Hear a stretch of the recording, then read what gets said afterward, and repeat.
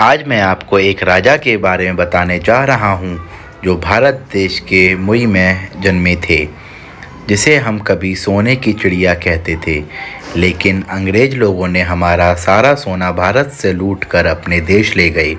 लेकिन अभी भी भारत के कई हिस्सों में प्राचीन समय का बहुत सा खजाना गड़ा हुआ है, जिसे चोरी हो जाने के डर से ज़मीन में गाड़ देते थे और उनकी मौत के बाद वो सोना कहीं धरती के गर्भ में गड़ा हुआ रहता था।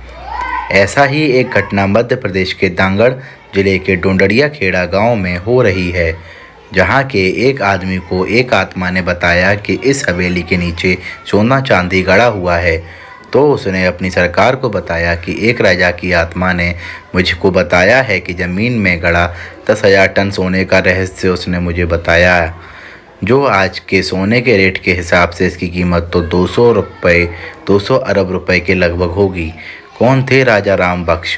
कहाँ से आया यह सोना? कैसे मौत हुई राजा की?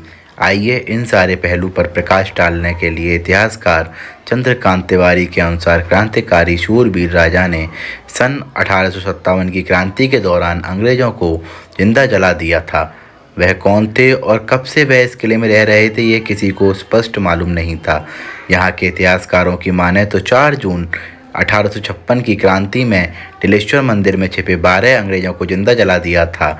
इसमें जनरल डीला फॉस भी मौजूद थे। कहा जाता है कि राजा चंडिका देवी के बहुत बड़े भक्त थे।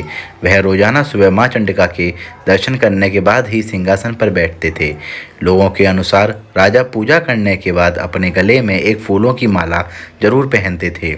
यही वजह है कि अंग्रेज़ों को जिंदा जलाने की सज़ा के रूप में फांसी की सज़ा सुनाई गई और उनको फांसी पर लटकाया गया, तो उन्हें कुछ नहीं हुआ।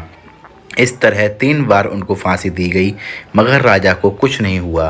तब राजा राम बख्श सिंह ने अपने गले में पड़े फूलों की माला को उतार कर फेंका और यमुना जी से प्रार्थना की कि अपनी आगोश में ले लें।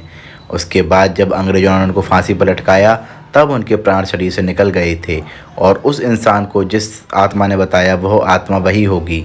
इसके बाद उस आदमी को थोड़ा बहुत रुपया मिला और सारा खजाना सरकार को मिल गया।